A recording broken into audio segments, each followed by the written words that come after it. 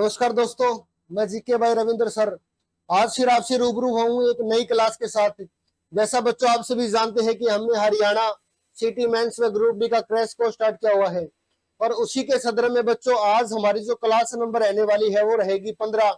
और आज की क्लास में बच्चों हम एक बहुत ही महत्वपूर्ण टॉपिक के ऊपर चर्चा करेंगे जो हरियाणा इकोनॉमी से जुड़ा वो भी टॉपिक है बच्चों। आज का जो हमारा टॉपिक रहने वाला है बच्चों वो है जनगणना।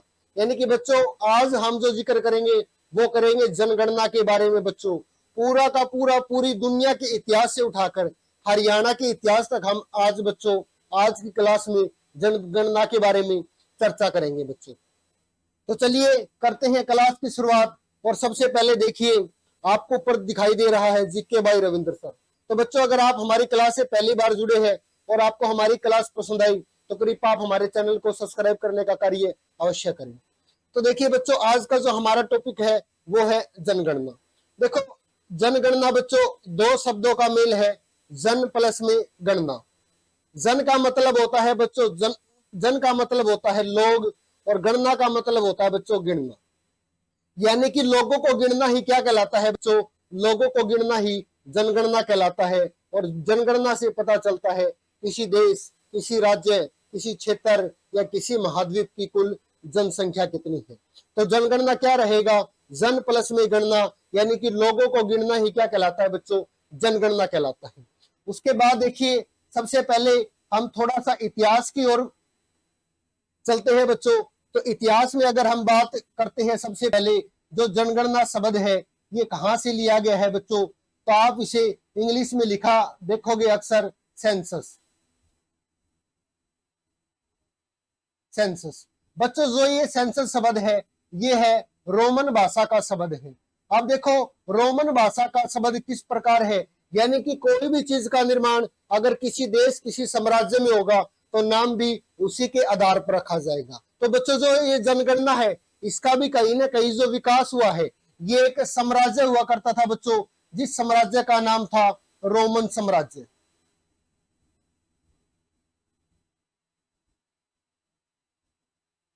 रोमन साम्राज्य से बच्चों क्या हुआ था, रोमन साम्राज्य से जनगणना का विकास हुआ था। सबसे पहले जो जनगणना करवाने का कार्य किया था बच्चों वो रोमन साम्राज्य है। और रोमन साम्राज्य का एक राजा था बच्चों जिसका नाम था सर्वियस टोइलिस।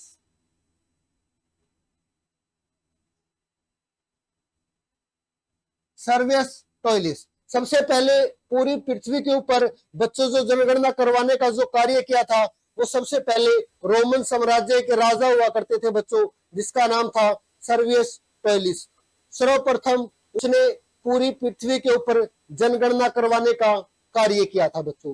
तो अगर आपसे पूछ ले जो सेंसस है किस भाषा का शब्द है तो बच्चों किस भाषा का शब्द रहेगा, तो सेंसस है ये शब्द रहेगा बच्चों कौन सी भाषा है हमारी, तो सेंसस भाषा का शब्द रहेगा रोमन भाषा का। क्योंकि सबसे पहले जो जनगणना करवाई गई थी बच्चों वो कहाँ करवाई गई थी, तो सबसे पहले बच्चों रोमन साम्राज्य के राजा हुआ करते थे जिसका नाम था सर्वियस टोइलिस, उसने जनगणना करवाने का कार्य किया था।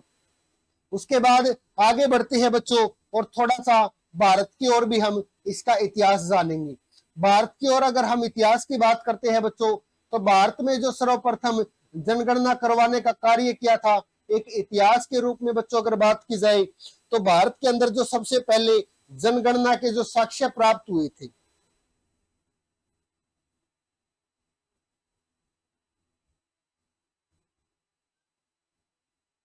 भारत में सर्वप्रथम बच्चों अगर बात की जाए जनगणना के साक्ष्य कहां से प्राप्त हुए थे बच्चों, तो जनगणना के जो सर्वप्रथम जो साक्ष्य मिले थे वो भारत के अंदर मिले थे बच्चों मौर्य काल से।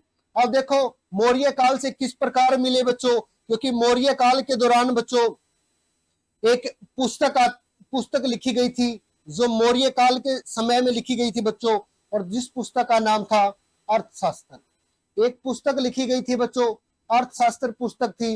और अर्थशास्त्र का जो पुस्तक है बच्चों इसके लेखक भी बहुत बार एग्जाम में पूछ लिया जाता है। तो बात की जाए बच्चों अर्थशास्त्र पुस्तक के लेखक कौन थे, तो लेखक का नाम था बच्चों चाणक्य, जिसको कौटिल्य के नाम से भी जाना जाता था, कौटिल्य भी कहा जाता था, और इसे विष्णुगुप्त के नाम से भी जाना जाता था बच्चों। विष्णु गुप्त के नाम से जाना जाता था बच्चों। इन्होंने एक पुस्तक लिखी थी बच्चों जिसका नाम था अर्थशास्त्र। और अर्थशास्त्र पुस्तक में क्या था बच्चों, सर्वप्रथम हमें जनगणना के जो आंकड़े हैं उनका पता चला था।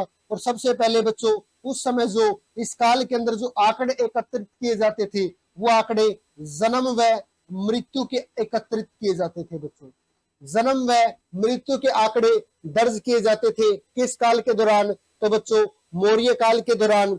मौर्य काल के दौरान बच्चों एक राजा हुआ करता था जिसका नाम था चंद्रगुप्त मौर्य। तो चंद्रगुप्त मौर्य के दरबारी कवि थे बच्चों जिसका नाम था चाणक्य, कौटिल्य या विष्णुगुप्त। उसने एक पुस्तक लिखी थी बच्चों अर्थशास्त्र। तो अगर आपसे पूछ ले बच्चों सर्वप्रथम भारत के अंदर, भारत में सर्वप्रथम जनगणना के साक्ष्य कहां से प्राप्त हुए, बच्चों जनगणना के जो साक्ष्य है भारत में सर्वप्रथम किस काल से प्राप्त होते हैं, तो बच्चों मौर्य काल से सर्वप्रथम प्राप्त होते हैं। और इस काल में जो आंकड़े एकत्रित किए जाते थे बच्चों वो कौन से किए जाते थे, जन्म व मृत्यु के आंकड़े एकत्रित किए जाते थे।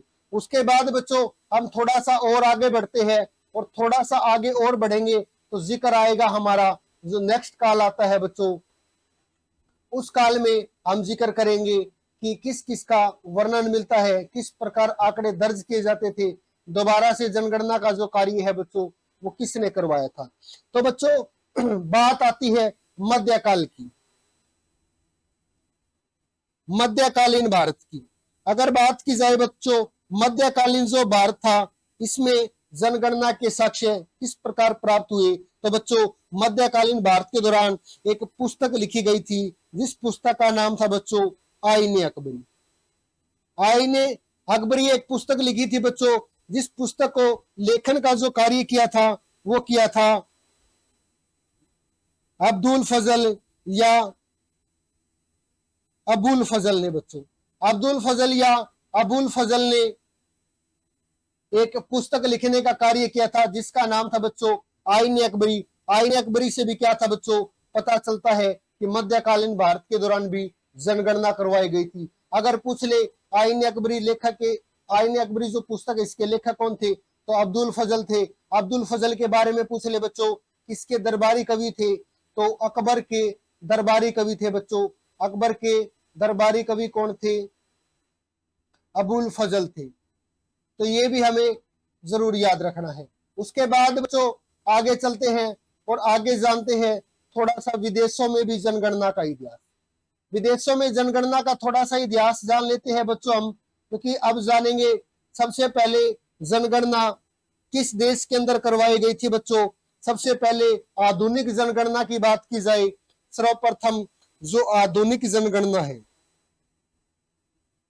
सबसे पहले आधुनिक जनगणना का बच्चों अगर जिक्र आता है तो सबसे पहले वर्ष 1749 के अंदर एक देश है बच्चों जिसका नाम है स्वीडन।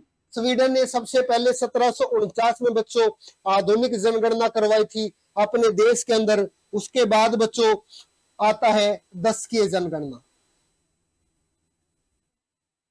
दशकीय जनगणना, अब देखिए बच्चों दशकीय जनगणना क्या होता है। दशकीय जनगणना होता है 10 वर्ष के अंतराल में जनगणना यानी कि लोगों को गिनना क्या कहलाता है, दशकीय जनगणना कहलाता है। और बच्चों सबसे पहले जो दशकीय जनगणना करवाने का कार्य किया था वो किया था 1790 के अंदर। देश का नाम था बच्चों अमेरिका।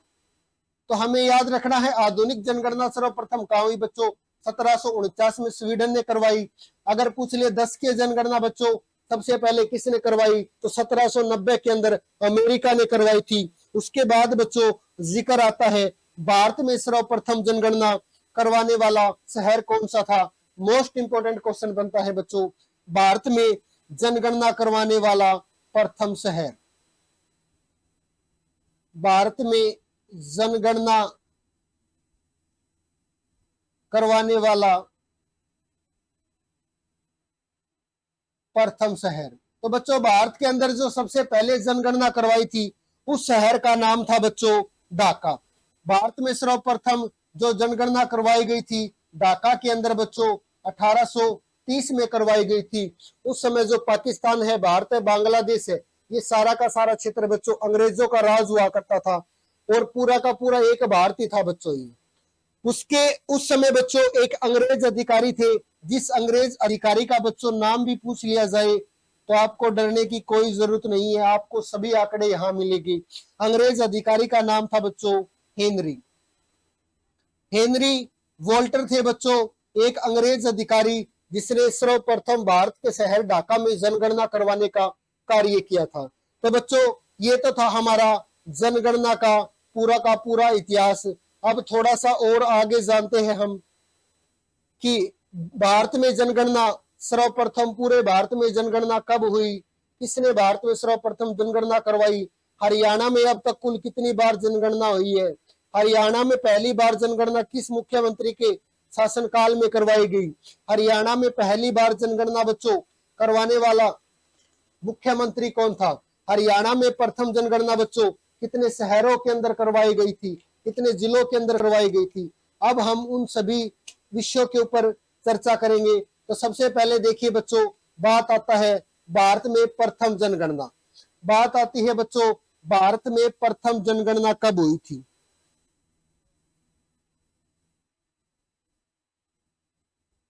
भारत में प्रथम जनगणना, तो बच्चों आप सभी जानते हैं भारत में जो प्रथम जनगणना है ये कब करवाई गई बच्चों। तो भारत में प्रथम जनगणना 1872 के अंदर अंग्रेज अधिकारी हुआ करते थे बच्चों, जिसका नाम था लॉर्ड मेयो।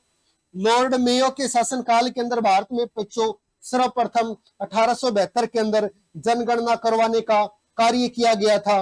उसके बाद देखिए बच्चों, बात आता है भारत में प्रथम नियमित जनगणना। ये बच्चों अनियमित जनगणना थी। इस जनगणना के अंदर कोई भी फिक्स नहीं किया गया था कि अगली बार कितने वर्ष के अंतराल में जनगणना होगी। उसके बाद बच्चों जिक्र आता है दशकीय जनगणना का। दशकीय जनगणना या नियमित जनगणना, यानी कि नियम बना दिया कि आगे से दशकीय जनगणना होगी, हर 10 वर्ष के बाद जनगणना होगी। और जो ये करवाने का कार्य किया था बच्चों, ये वर्ष 1881 के अंदर अंग्रेज अधिकारी थे बच्चों, जिसका नाम था लॉर्ड रिपन। लॉर्ड रिपन ने भारत में बच्चों सर्वप्रथम जो दशकीय जनगणना है, नियमित जनगणना है, इसको करवाने का कार्य किया था। और बच्चों इस समय जो भारत की कुल जनसंख्या थी, यानी कि 1881 में भारत की जो कुल जनसंख्या थी वो जनसंख्या थी बच्चों 23 करोड़। भारत की उस समय बच्चों 23 करोड़ जनसंख्या होती थी बच्चों। और सबसे पहले जो भारत में जनगणना करवाने का कार्य किया था लॉर्ड रिपन ने किया था बच्चों। और उस समय जो जनगणना आयुक्त बनाए गए थे बच्चों, उन आयुक्त का नाम था W.W. फ्लाउडेन। W.W. फ्लाउडेन ने बच्चों सर्वप्रथम भारत के अंदर जनगणना करने का कार्य किया था। जो आयुक्त हुआ करते थे उस समय हमारे जनगणना के आयुक्त। चलिए आगे चलते हैं बच्चों, और साथ साथ अब पीपीटी के माध्यम से हम देखते हैं सारा का सारा बिल्कुल आसानी से, और साथ साथ याद भी करते चलेंगे बच्चों। तो अगर आपको हमारी क्लास पसंद आ रही है तो बच्चों आप साथ साथ लाइक व कमेंट करने का कार्य करें, ताकि मेरे को भी लगे कि बच्चे पढ़ने में थोड़ा सा अच्छा फील कर रहे हैं, और जो हमारा तरीका है ये भी बच्चों को अच्छा लग रहा है। तो बच्चों चलिए आगे करते हैं हम शुरुआत क्लास की थोड़ी सी और 2-3 प्रमुख जो चीजें हैं उनको और जान लेते हैं हम। सबसे पहले पूछा जाता है बच्चों जनगणना का संविधान के अंदर वर्णन। संविधान में वर्णन पूछा जाता है बच्चों, जनगणना का संविधान में कहा वर्णन है बच्चों। तो 7वीं अनुसूची के अंदर बच्चों, 7वीं अनुसूची के अंदर, और बात करें अनुच्छेद बच्चों, तो अनुच्छेद हमारा जो रहेगा उसका नाम है 246 अनुच्छेद। 246 अनुच्छेद और 7वीं अनुसूची में इसका वर्णन मिलता है। उसके बाद देखिए बच्चों जनगणना का अध्ययन क्या कहलाता है।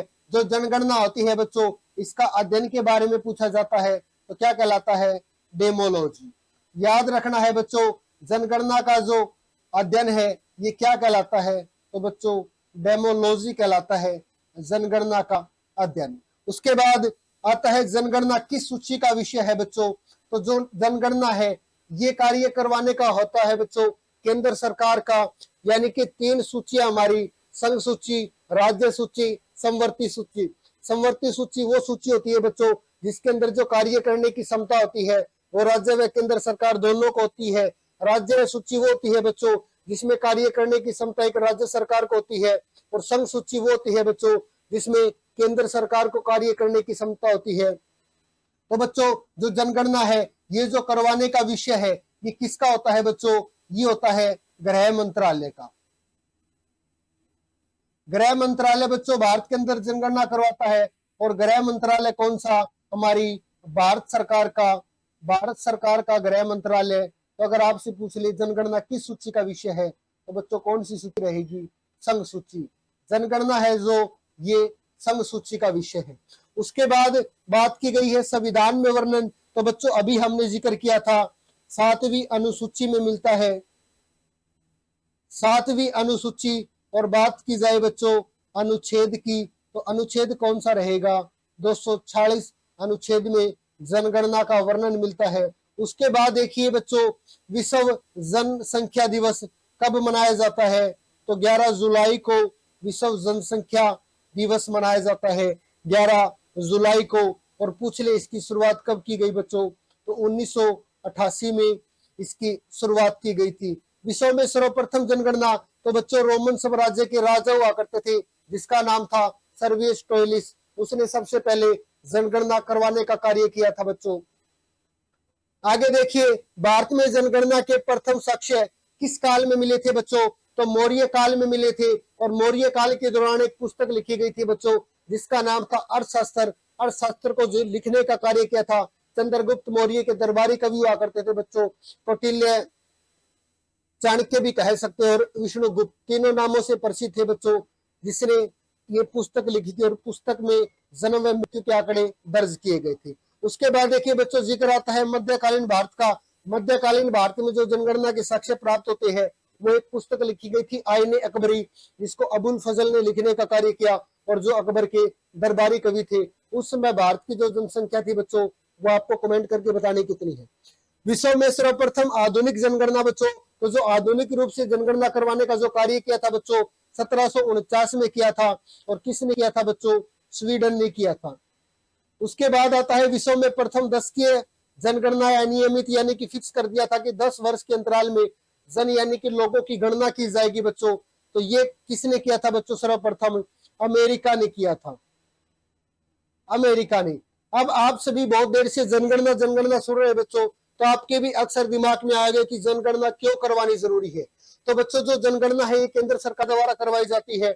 और ये जो जनगणना बनवाने का जो कार्य है लोकसभा विधानसभा की जो सीटें हैं उनको आरक्षित वर्ग के आधार पर बांटना, और देश के अंदर एक जाति के आधार पर, एक कैटेगरी के आधार पर बच्चों आरक्षण देना और पॉलिसी तैयार करना, इसका जनगणना का मुख्य उद्देश्य है बच्चों।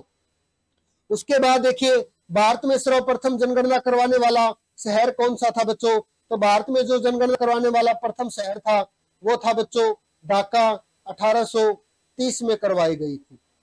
आगे चलते हैं, भारत में प्रथम नियमित जनगणना आयुक्त कौन थे बच्चों? तो भारत में जब सर्वप्रथम नियमित जनगणना करवाई गई थी बच्चों, कब करवाई गई थी? 1881 के अंदर करवाई गई थी। किसका शासनकाल था बच्चों?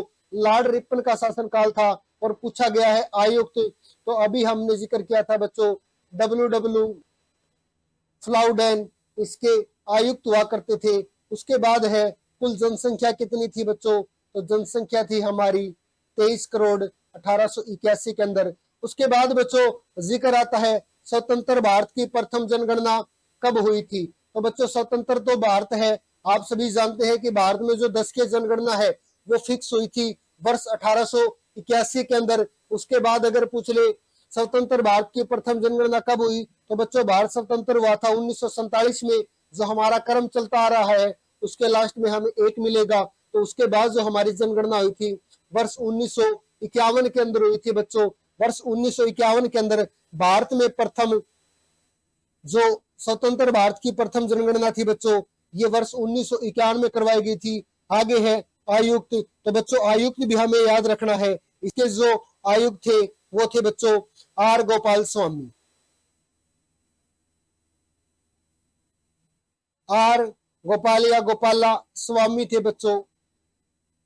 स्वतंत्र भारत की प्रथम जनगणना के।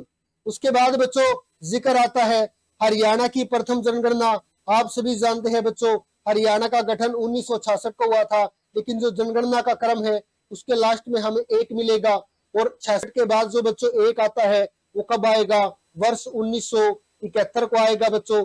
वर्ष 1971 के अंदर हरियाणा में प्रथम जनगणना करवाई गई थी बच्चों। और बात की जाए हरियाणा में प्रथम जनगणना कब करवाई गई, 1971 में कितने जिलों में करवाई गई थी बच्चों, तो उस समय हरियाणा में जो जनगणना करवाई गई थी उस समय हमारे जो कुल जिले होते थे बच्चों उनकी संख्या थी 7 थी बच्चों। और पूछ ले 1971 में हरियाणा के मुख्यमंत्री कौन थे, तो पूछा जा सकता है बंसी लाल थे बच्चों, क्योंकि एग्जाम में इस प्रकार क्वेश्चन मिलेगा हरियाणा में प्रथम जनगणना किस मुख्यमंत्री के शासनकाल के दौरान हुई थी बच्चों, तो कौन थे मुख्यमंत्री, चौधरी बंसी लाल थे बच्चों। और हमारी जो विधानसभा है वो तीसरी विधानसभा चल रही थी, तो हमें दोनों चीज अवश्य याद रखनी है।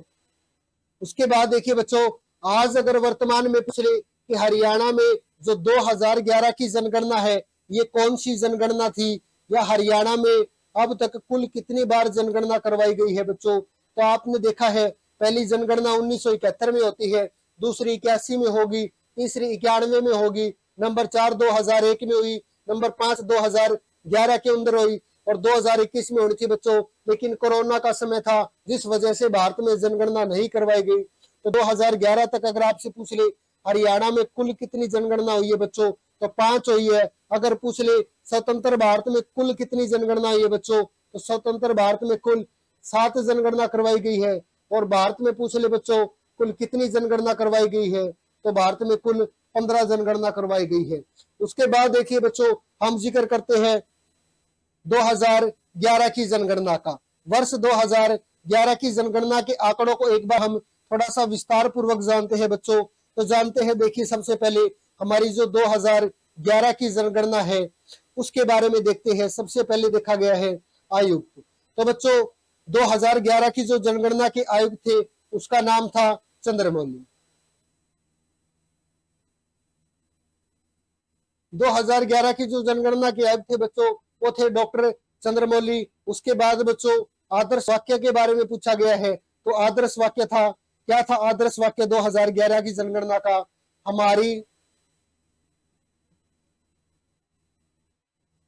हमारी जनगणना हमारा भविष्य।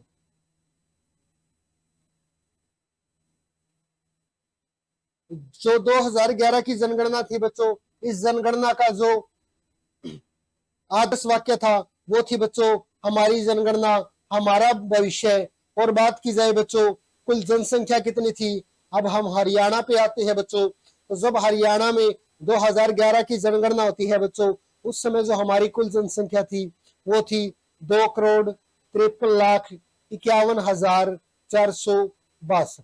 2,53,51,462 बच्चों हमारी कुल हरियाणा की जनसंख्या थी। और आगे है भारत की जनसंख्या का कुल कितना प्रतिशत था बच्चों, तो भारत की कुल जनसंख्या का 2.09% हरियाणा में था। मान के चलिए बच्चों अगर पूरे भारत के अंदर 100 व्यक्ति रहते हैं तो उन 100 व्यक्तियों में से बच्चों 2.09 जो व्यक्ति है वो कहाँ के है बच्चों, वो हरियाणा के है। तो ये होता है भारत की कुल जनसंख्या का प्रतिशत।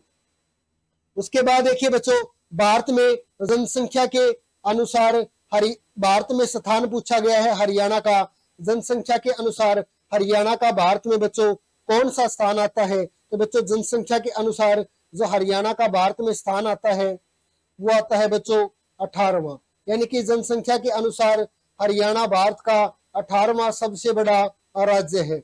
उसके बाद बच्चों 2,53,51,462 जनसंख्या में से पूछा गया है पुरुष जनसंख्या कितनी थी, तो बच्चों जो पुरुषों की जनसंख्या थी वो थी 1,34,94,734 और जो महिला जनसंख्या थी 1,18,56,728। ये आंकड़े हमें बिल्कुल विस्तार पूर्वक याद करने हैं बच्चों, क्योंकि अब जो हरियाणा के एग्जाम होते हैं उसमें आपको 3 से 4 क्वेश्चन जो इकोनॉमी के है वो देखने को मिलेंगे। और जो हमारे इकोनॉमी के टॉपिक है बच्चों वो हमारी कृषि का टॉपिक है और हमारी जनगणना का जो 2 महत्वपूर्ण टॉपिक है ये सारे हमारे इकोनॉमी के टॉपिक है। तो हमें हर एक आंकड़ा बिल्कुल अच्छे से याद करना है। इस क्लास के बाद बच्चों हम लेके आएंगे एमसीक्यू की टेस्ट सीरीज, ताकि आपको कोई भी जो क्वेश्चन है समझ नहीं आया वो आपको उत्तर देखने से अच्छे से समझ आ जाए। तो आप भी बच्चों जब टेस्ट देते हैं तो कॉपी में साथ साथ नोट करें कि आपने कितने में से कितने आंसर सही दिए हैं, ताकि आपको भी आपकी जानकारी का पता चल सके।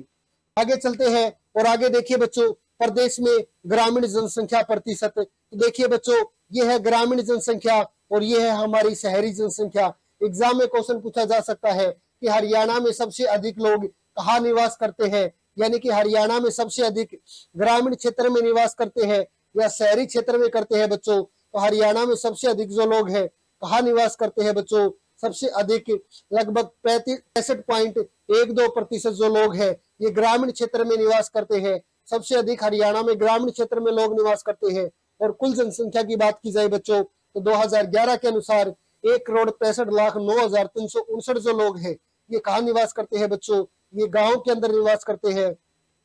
उसके बाद पूछा जाए बच्चों शहरों के अंदर कितने लोग निवास करते हैं, तो शहरों के अंदर बच्चों जो निवास करते हैं 88,42,103 लोग शहरों में निवास करते हैं। आगे है सर्वाधिक जनसंख्या वाला जिला। तो बच्चों हरियाणा का जो सबसे अधिक जनसंख्या वाला जो जिला है, हरियाणा का जो सबसे प्रथम नगर निगम बना था बच्चों, वही हरियाणा का सबसे अधिक जनसंख्या वाला भी जिला रहेगा।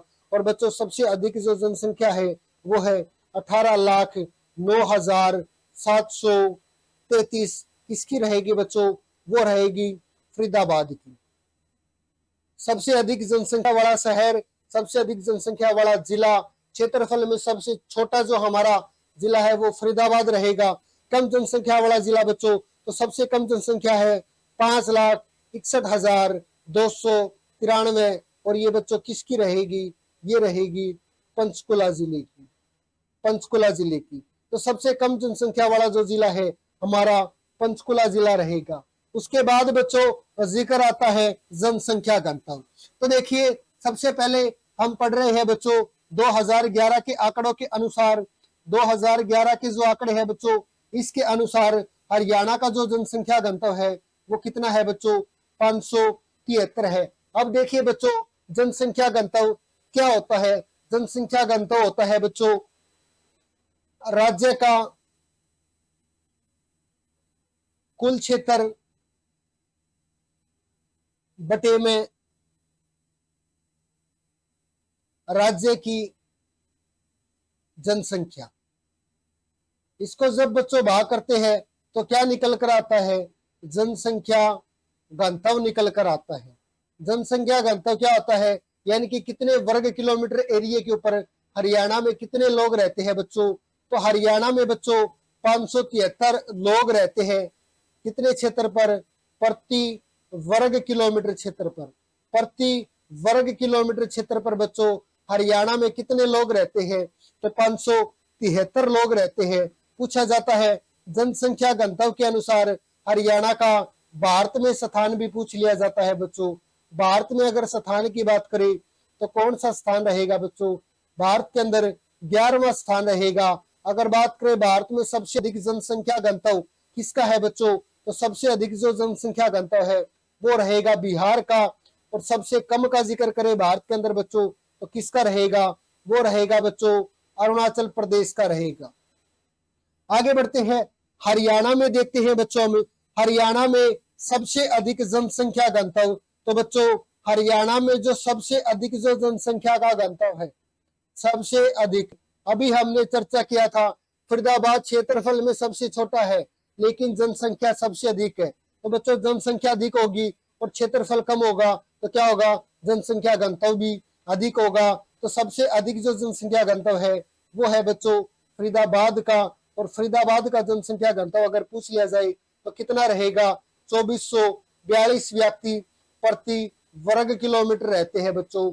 प्रति वर्ग किलोमीटर 2442 व्यक्ति रहते हैं। उसके बाद बच्चों जिक्र आता है सबसे कम जनसंख्या घनत्व। तो हमें देखना है सबसे बड़ा जिला कौन सा है, सिरसा है बच्चों। और सिरसा का जो जनसंख्या घनत्व है वो है 303 व्यक्ति प्रति वर्ग किलोमीटर के अंदर रहते हैं बच्चों। तो सिरसा का भी हमें जरूर याद रखना है। आगे देखिए बच्चों बात करते हैं जनसंख्या वृद्धि दर। बच्चों हरियाणा का जो जनसंख्या वृद्धि दर है वो कितना है, 19.90% है बच्चों हरियाणा का जनसंख्या वृद्धि दर। देखिए 19.90% क्यों कर है, यानी कि हमारी 2001 में जो जनगणना हुई और उसके बाद 2011 में जो बच्चों जनगणना हुई थी, इसमें क्या थी, हमारी जनगणना कितनी बड़ी थी बच्चों, 19.90% बढ़ी थी। और इसी से हमारा जो जनसंख्या वृद्धि दर है इसका बच्चों पता चलता है। उसके बाद देखिए बच्चों बात की जाती है सबसे अधिक जनसंख्या वृद्धि दर किसका है बच्चों, तो सर्वाधिक जनसंख्या वृद्धि दर गुरुग्राम का है 73.14%। तो किसका रहेगा बच्चों, गुरुग्राम का रहेगा। हमें हर एक आंकड़ा बिल्कुल अच्छे से याद करना बच्चों, क्योंकि एग्जाम में बहुत बार पूछे जाते हैं ऐसे आंकड़े। उसके बाद देखिए बच्चों सबसे कम जनसंख्या वृद्धि दर, तो सबसे कम जनसंख्या वृद्धि दर है वो रहेगा बच्चों झज्जर का। सबसे कम जो जनसंख्या वृद्धि दर है वो किसका रहेगा बच्चों, वो झज्जर जिले का रहेगा, क्योंकि झज्जर में सबसे कम लोगों की वृद्धि हुई थी। उसके बाद देखिए बच्चों हम नेक्स्ट देखते हैं, जिक्र आता है बच्चों 0 से 6 आयु वर्ग के बीच, 0 से 6 आयु वर्ग के जो सर्वाधिक जनसंख्या है बच्चों ये किस जिले में मिलेगी बच्चों, तो 0 से 6 वर्ष के जो बीच की जो सर्वाधिक जो जनसंख्या है बच्चों ये हमें कहाँ देखने को मिलेगी। तो इस प्रकार के क्वेश्चन भी आपसे एग्जाम में बच्चों अक्सर पूछे जाते हैं। तो बच्चों अगर आपको हमारी क्लास पसंद आ रही है तो आप साथ साथ कमेंट करने का भी कार्य कर दे। 0 से 6 आयु वर्ग के सर्वाधिक जो जनसंख्या बच्चों वो किस जिले के अंदर मिलेगी बच्चों, वो मिलेगी हमें नुहू जिले के अंदर, नुहू या मेवात जिले के अंदर मिलेगी। उसके बाद की जाए बच्चों सबसे कम कहाँ मिलेगी, तो सबसे कम मिलेगी बच्चों अंबाला के अंदर। आगे है प्रदेश में सर्वाधिक एससी की सर्वाधिक जनसंख्या यानी कि शेड्यूल कास्ट की सबसे अधिक जनसंख्या कहाँ है बच्चों, तो कहाँ रहेगी, फरीदाबाद के अंदर रहेगी, सॉरी फरीदाबाद नहीं आएगा बच्चों, फतेहाबाद के अंदर रहेगी। फतेहाबाद के अंदर बच्चों सबसे अधिक कौन सी रहेगी, फतेहाबाद के अंदर सबसे अधिक एससी कास्ट की रहेगी। कुल जनसंख्या का लगभग 30.2% जो लोग हैं बच्चों ये शेड्यूल कास्ट से बिलोंग करते हैं बच्चों।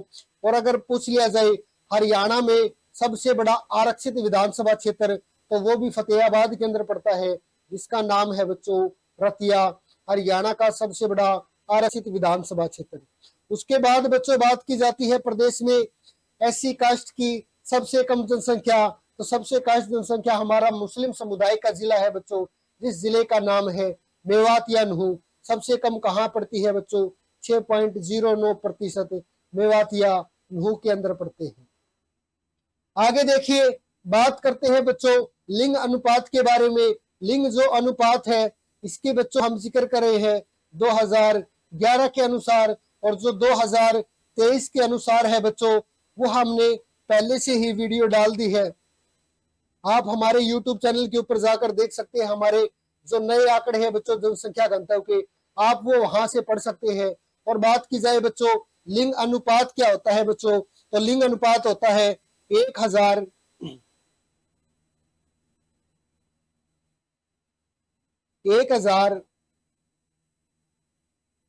पुरुषों के ऊपर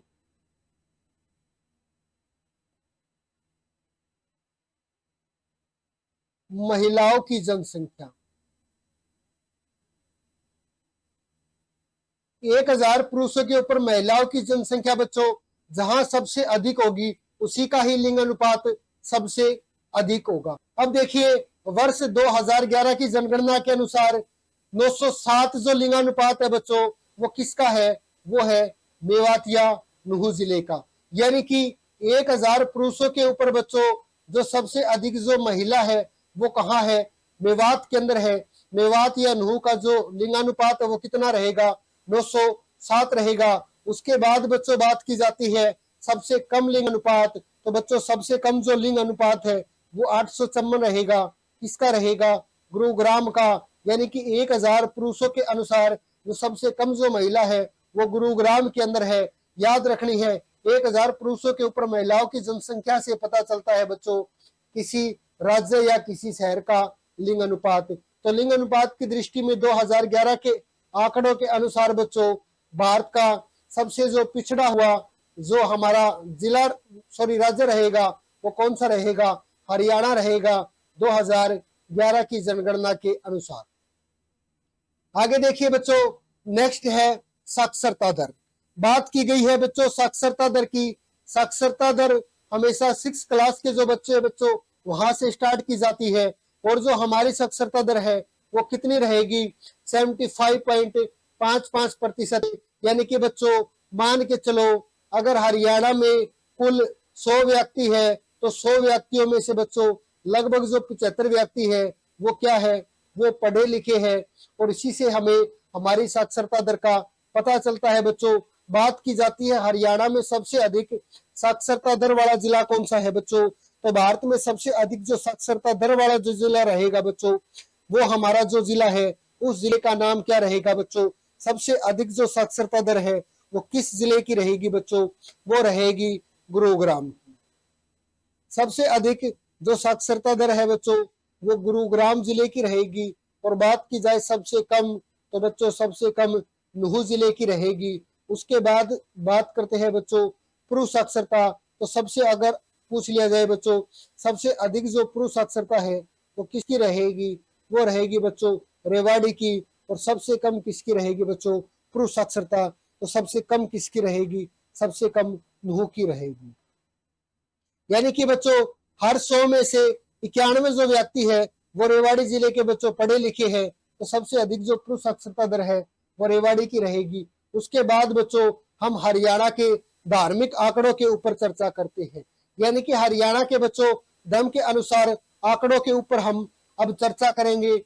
और सबसे पहले बच्चों देखते हैं हरियाणा में सबसे अधिक किस धर्म के लोग हैं बच्चों? तो आप सभी जानते हैं हरियाणा में जो सबसे अधिक जो लोग हैं बच्चों हिंदू धर्म को मानने वाले हैं, जिनकी जनसंख्या का प्रतिशत 87.46% है। अगर पूछ ले बच्चों हरियाणा में सबसे अधिक जो हिंदू धर्म के लोग हैं ये कहाँ पड़ते हैं बच्चों? तो ये हिसार के अंदर है। और पूछ ले सबसे कम कहाँ है बच्चों? तो सबसे कम आप सभी जानते हैं एक मुस्लिम जिला है बच्चों, जहाँ सबसे अधिक मुस्लिम रहते हैं, तो वो जिला कौन सा रहेगा? नुहू।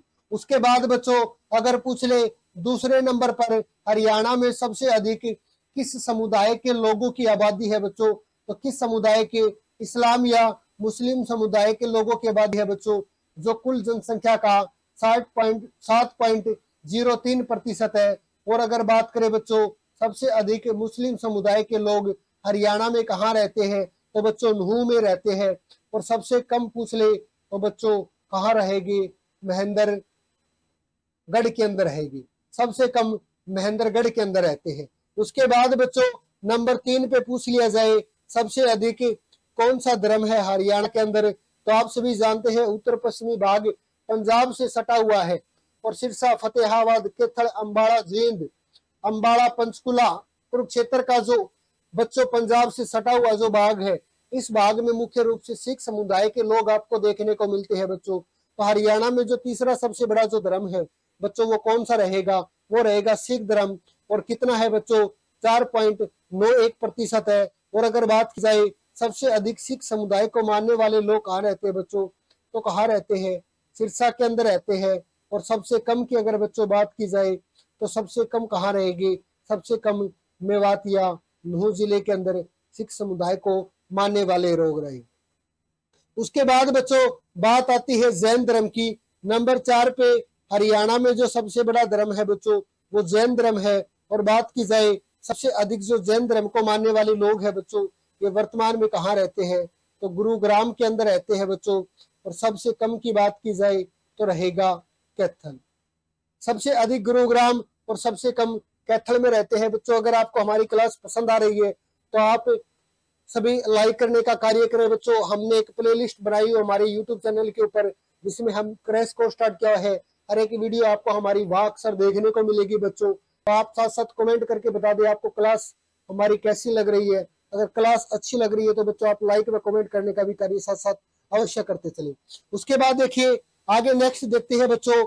नेक्स्ट जो हमारा धर्म रहेगा हरियाणा में सबसे बड़ा 5वां सबसे बड़ा धर्म बच्चों तो वो कौन सा है? ईसाई धर्म है। अगर प्रतिशत की बात की जाए तो बिल्कुल नाम मात्र है बच्चों, 0.02% है। और बात की जाए सबसे अधिक ईसाई धर्म को मानने वाले लोग कहाँ रहते हैं बच्चों? तो कहाँ रहते हैं? फरीदाबाद के अंदर रहते हैं। और सबसे कम की बात की जाए तो कहाँ रहेंगे? महेंद्रगढ़ के अंदर रहेंगे, महेंद्रगढ़। उसके बाद बच्चों जिक्र आता है बौद्ध धर्म का। बौद्ध धर्म भी बिल्कुल नाम मात्र है, 0.03% है। और बात करें सबसे अधिक बौद्ध धर्म को मानने वाले लोग, तो बच्चों पंचकुला के अंदर रहेंगे। और सबसे कम कहाँ रहेगा? महेंद्रगढ़ के अंदर। उसके बाद बच्चों जिक्र आता है अन्य का, जिसका धर्म का पता ही नहीं है, जो घुमंतु जातियों में आते हैं बच्चों।